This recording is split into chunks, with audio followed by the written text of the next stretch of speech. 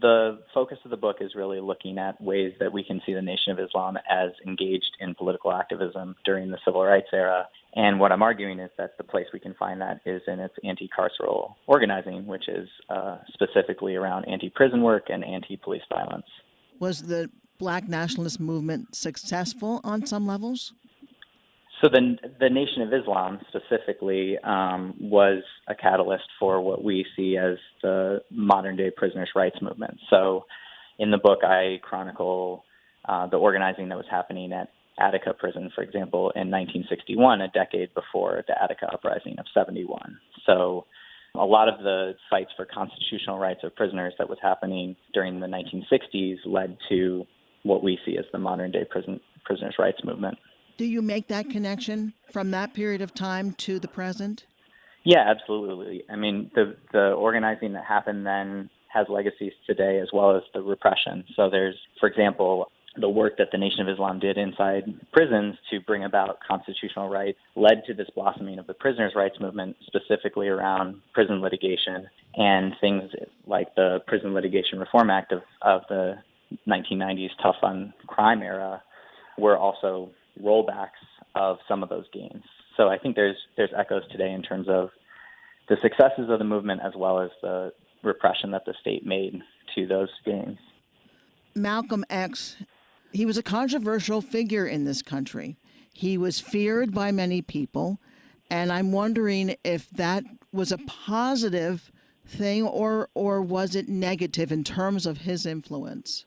He would often sort of understand that his role in some sense was a boogeyman to Martin Luther King.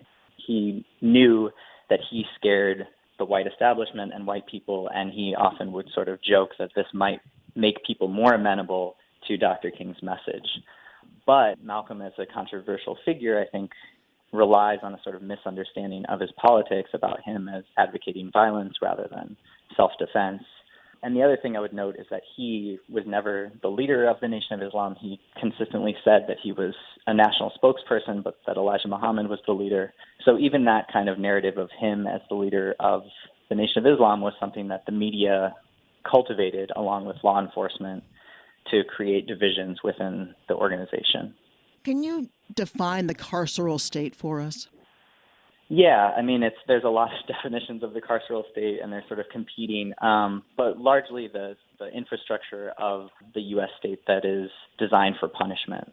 So here I'm talking most specifically about prisons and policing, but obviously the carceral state goes into education, the foster care system, and all sorts of other ways that the state engages in punitive action. There are others you talk about in your book in regard to that big picture and the carceral state. Can you talk about some of those individuals? Sure. So one of the figures who comes through in the book quite a bit is Martin X. Sostre.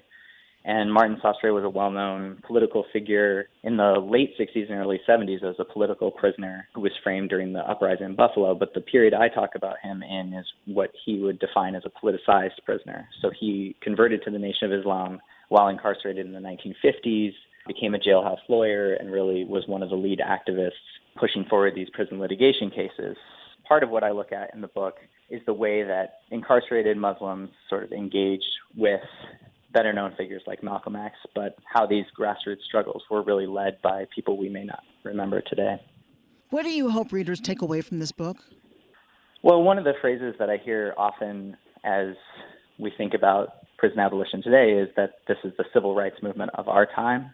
And I guess to reframe that, getting readers to think about the way that fighting prisons and policing was also central to what we think of as the actual civil rights movement.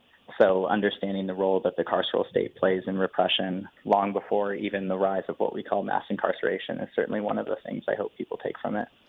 Garrett Felber is the author of Those Who Know Don't Say, The Nation of Islam, the Black Freedom Movement, and the Carceral State, Justice, Power, and Politics. Thank you very much, Garrett. Thanks, Ken.